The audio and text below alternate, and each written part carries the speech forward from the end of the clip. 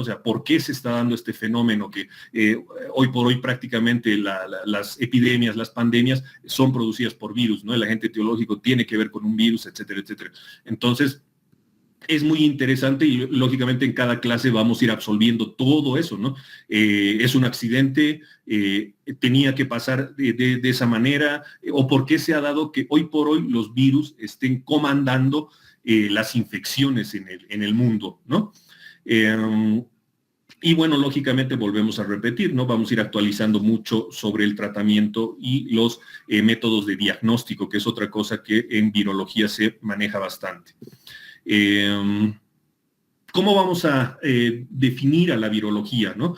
Bueno, básicamente es una rama de la microbiología que se va a centrar en el estudio, la clasificación, la patogenia y el tratamiento de los agentes virales, entre otros, ¿no? No nos olvidemos que virología es una palabra compuesta, ¿no? Viene de virus y de logos, ¿no? Básicamente virus nos referimos específicamente a la terminología que ustedes ven más abajo, viene del latín virus, ¿no? Es una palabra latina, que no significa toxina o veneno, ¿no? Básicamente veneno, vamos a decir. Entonces, si nosotros queremos irnos a lo textual, sería el estudio o el tratado de las toxinas o del veneno, ¿no? Eso significaría virología, ¿no? Entonces, no nos olvidemos que, volvemos a repetir, esto es una parte nada más de la microbiología, que es toda una cátedra inmensa, ¿verdad? Y que nos vamos a dedicar a todos los pormenores de los agentes virales o de los virus, ¿no? Entre otros. ¿Por qué diremos entre otros? Si se supone que vamos a hablar de virología, ¿de qué otros vamos a hablar? De bacterias, de hongos, ¿no? Estarán incluidos aquí. ¿Qué me dicen? ¿Qué me dicen? No. Entonces, ¿por qué mi definición dice entre otros? ¿O me he equivocado? Le he puesto mal esa parte y está mal. ¿Cómo es? ¿Alguna idea?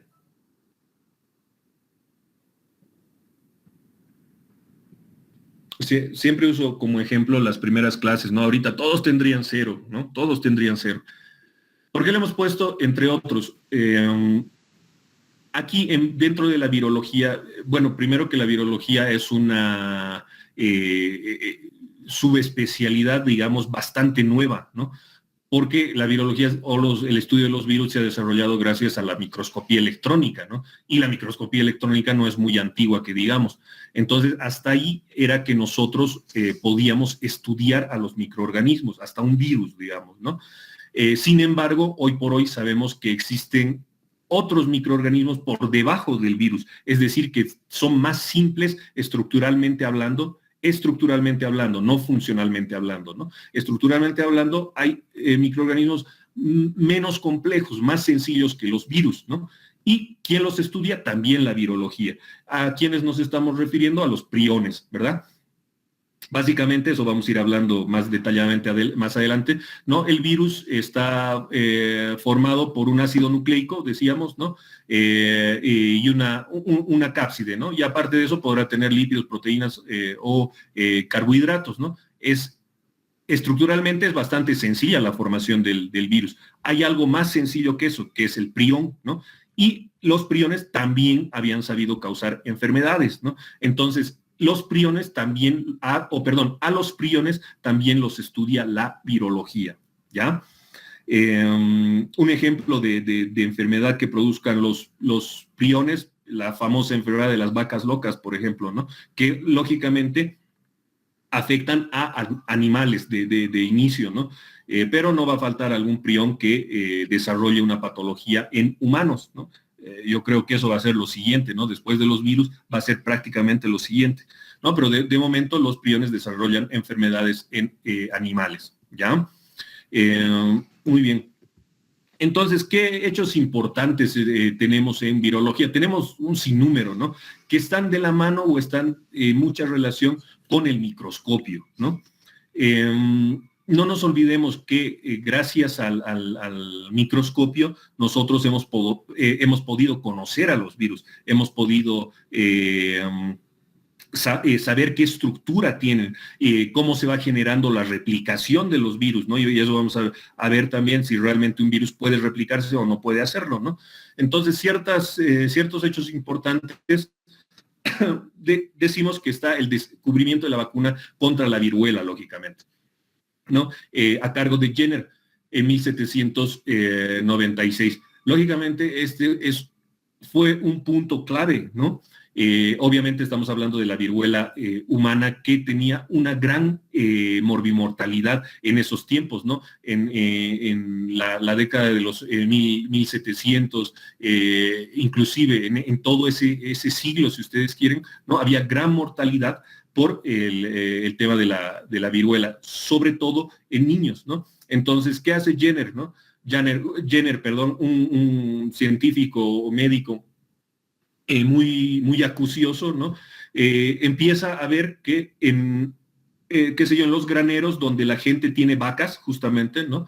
Estos pacientes o esta gente simplemente desarrollan una enfermedad leve, desarrollan una viruela leve, ¿no? Y las otras personas que no están en contacto con vacas se morían, ¿no? Entonces, él empezó a observar esto, ¿no? Como les digo, muy acucioso, ¿no? Entonces, ¿qué es lo que pasaba? Que también existe la viruela vacuna, la viruela de las vacas, ¿no? Y obviamente estas mutaciones que se han ido dando a lo largo de muchos años ha llegado a generar la viruela humana, ¿verdad? Entonces, Jenner se fue dando cuenta que a partir de que estos individuos, ¿no? que estos humanos estaban en contacto con sus vacas con viruela, desarrollaban anticuerpos a la viruela de la vaca y se enfermaban, también contraían la viruela, pero no se morían, ¿no? O sea, eran síntomas y signos mucho más leves, ¿no? Entonces, a partir de eso, Jenner agarra y saca antígeno de la pústula de las ubres de las vacas y crea la vacuna contra la viruela en 1796, como decimos, un hecho de los más importantes en virología. Bueno, después tenemos la creación de la vacuna de la rabia por Pasteur, ¿no? Eso es mucho más nuevo, que es prácticamente a finales del siglo XX. Hoy en día la vacuna contra la rabia muy usado, ¿no? Extremadamente usado, muchas veces mal usado también, pero sí la usamos bastante. Luego tenemos al biólogo ruso Ivanovsky, ¿no? Este fue el primer científico, también es algo para subrayar, el primer científico en aislar virus en 1892. Es decir, que hasta 1892 solo sabíamos de los virus en teoría, jamás los hemos visto, ¿no? Jamás los hemos podido, si me permiten el término, muy entre comillas, jamás los hemos podido tocar a los virus, ¿me entienden? Hasta 1892, ¿no? Simplemente teníamos teorías, ¿no? Y ¿cuál es el virus que logra aislar Ivanovsky? Es justamente el virus del mosaico del tabaco, y se le da ese nombre, ¿no? Virus del mosaico del tabaco, a través de bioquímicas, ¿no? Centrifugando bastantes cantidades de agua en el microscopio, ¿no? Ha logrado aislar, es decir, Ivanovsky hacía por lo menos entre 10 a 20 enjuagues del cubreobjetos con el portaobjetos, y se seguía generando un microorganismo, ¿verdad? Y al final, este microorganismo que era hospedero de otras células, entonces se llamó el mosaico del tabaco, ¿no? Luego tenemos en 1898, este trabajo se ha ido haciendo mucho más profundo, ¿no? Y lógicamente fue ampliado a través de Beijerinck, y lógicamente este médico, imagínense, después de casi 6 años, les dio el nombre a virus, ¿no? Estos microorganismos se van a llamar virus, ¿no? Que significa, ya hemos dicho, toxina o veneno, porque se empezaron a fijar que producían patología en humanos. ¿Qué características generales tenemos en los virus? De manera general, ¿no? Porque cada uno tendrá sus características específicas, ¿no? Unos tendrán más capas, otros tendrán menos capas, unos serán más tóxicos, otros menos tóxicos, etcétera, etcétera. Pero de manera general, vamos a decir que son agentes submicroscópicos. ¿Qué significa esto? Que el microscopio de luz no nos sirve para ver. Con un microscopio de luz no puedo ver un virus, ¿verdad? Necesito de un microscopio electrónico. Y obviamente entiendo que ustedes en microbiología 1 ya han avanzado, ¿no? Toda la parte de microscopía, y me están entendiendo a lo que me estoy refiriendo, ¿no? Entonces, gracias a la microscopía electrónica, ha nacido la virología como tal, y por eso nosotros decimos este término de agente submicroscópico se refiere específicamente a cómo pueden verse, ¿no? Mediante el microscopio electrónico. Son potencialmente patógenos, ¿no? Eso también se empezó a descubrir a partir de que fueron vistos por la microscopía electrónica, ¿no? Que ciertas enfermedades no eran dadas por bacterias, no eran dadas por hongos, no eran dadas por parásitos, sino eran dados por otros microorganismos que eran muchos más simples estructuralmente hablando, y estos eran los virus. También tenemos como característica general que son parásitos intracelulares obligados, ¿no? ¿Y por qué decimos esto? Porque un virus solito no puede sobrevivir, ¿no? No puede ni replicarse ni puede sobrevivir. El virus necesita de una célula, de una, permítame el término, de una casita para vivir, ¿no? Esa casita será la célula humana, la célula animal. Puede parasitar hasta una bacteria, un virus, ¿verdad? Vivir dentro de una bacteria. Entonces, estos virus son parásitos intracelulares obligados. Con el término de parásito no nos estamos refiriendo que son parásitos, ¿no? Por favor, los parásitos, desde el punto de vista de microorganismos, son otra cosa, mucho más compleja, muchos más grandes, que producen otras patologías, ¿verdad? Los virus son los virus, ¿no? Pero el término de parásitos intracelulares obligados nos refiere a, qué sé yo, si, no sé, yo vivo solito en mi casa, ¿verdad? Yo vivo solito en mi casa y resulta que conozco un amigo, un supuesto amigo que de la noche a la mañana trae todas sus cosas a mi casa sin mi permiso, ¿no? Y come mi comida, desayuna mi desayuno, qué sé yo, ¿no? Hace todas las cosas arbitrariamente. Entonces, ¿qué será ese mi amigo, ese supuesto amigo? Un parásito, ¿verdad? Entonces, de la misma manera, el término al cual nos referimos. Después, otra característica, poseen un solo tipo de ácido nucleico. Eso más o menos estábamos hablando en los anteriores ejemplos. O tienen ADN o tienen ARN. No existe virus alguno que tenga las dos cosas, ¿no? Ojo con eso. O tienen ADN o tienen ARN.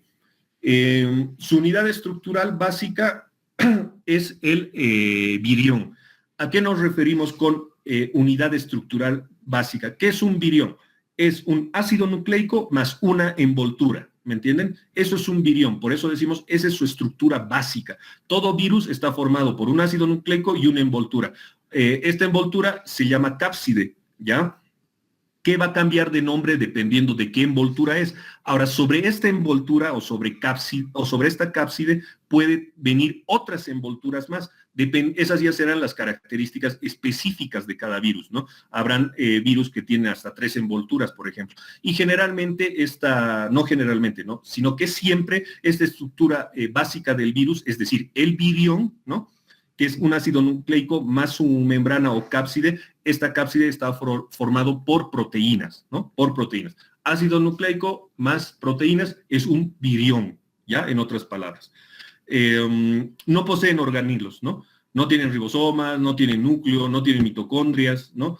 ¿Por qué? Porque no tienen un metabolismo. Necesitan de una casita, de un hospedero, de una célula para poder reproducirse, para poder comer, para poder generar copias de ADN o copias de ARN, dependiendo de qué virus sea este, ¿no? Entonces, solitos no lo pueden hacer, por eso el virus se muere. Si está solo, si no vive dentro de un organismo vivo, se muere, ¿verdad? Entonces, es muy importante conocer que los virus no poseen organelos. Es decir, estructuralmente hablando, es una cosa muy básica, muy simple el virus, pero funcionalmente hablando o patológicamente hablando, no lo es, ¿no? De hecho, hasta se podría decir que los virus son más inteligentes que nosotros los humanos, ¿no? Pregúntenle al SARS-CoV-2, ¿no? Entonces, hay que entender adecuadamente todas estas aseveraciones, ¿ya? Muy bien. No quisiera pasar, bueno, vamos a ir viendo todo esto, no quisiera pasarme del tiempo porque tengo que activar su otra clase, la clase práctica en la que ustedes se van a registrar, habíamos dicho. Entonces vamos a quedar acá, ¿ya? Vamos a quedar acá. Ya la siguiente clase vamos a ir avanzando todo lo que nos falta, porque ya se nos va a acabar el tiempo. Este cuento, ¿no? Aquí estamos comparando otros microorganismos como las bacterias, micoplasmas, rickettsias, clamidias, con el virus, ¿no? Y, por ejemplo, en el cultivo en medio artificial, ¿quiénes se pueden cultivar o quiénes pueden crecer en los agares?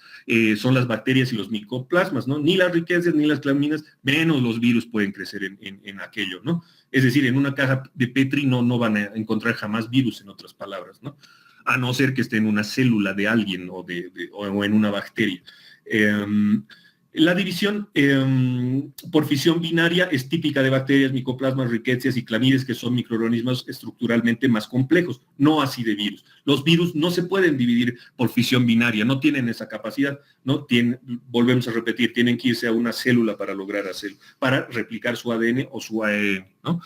Decíamos, ¿no? A diferencia de células, ¿no? Células humanas o células animales, o células incluso de plantas, también en microorganismos como bacterias, micoplasmas, rickettsias y clamidias, podemos encontrar ADN y ARN a la vez, en la misma célula, ¿no? En una célula tenemos la combinación generalmente en una célula humana tenemos ADN en el núcleo y ARN extranúcleo, ¿verdad? En el virus no, o es uno o es el otro. Y hemos dicho, no tienen organelos, o sea, ribosomas, el virus no va a tener porque no tiene un metabolismo propio, ¿verdad? El virus no come, no genera metabolitos, ¿no? Activos por sí solo. Sensibilidad a los antibióticos no tiene el virus, lógicamente, ¿no? Ese es el típico ejemplo de los médicos, de los malos médicos generales o inexpertos, ¿no? El paciente viene con un resfrío común, ¿no? El resfrío común es producido por un virus, ¿verdad? Es viral, ¿no? Y le meten acitromicina, le meten penicilina, ¿no? Entonces, estamos diciendo, ustedes ya saben desde ahora que un virus no es sensible a antibióticos. Es decir, el antibiótico no le hace nada, absolutamente nada al virus, ¿no? Entonces, ¿a qué sí serán sensibles? A los interferones, ¿no? El interferón es como el antibiótico del virus, si me permiten la comparación, ¿no? Entonces, el interferón, las clamidias y los virus, justamente para tratar las infecciones por clamidias o virus, usamos interferones, ¿no? Uno de los más famosos, el interferón gamma, ¿ya? Entonces, ahora sí vamos a quedar ahí, porque si no, no voy a tampoco poder marcar la otra clase y me van a descontar. Entonces, a ver...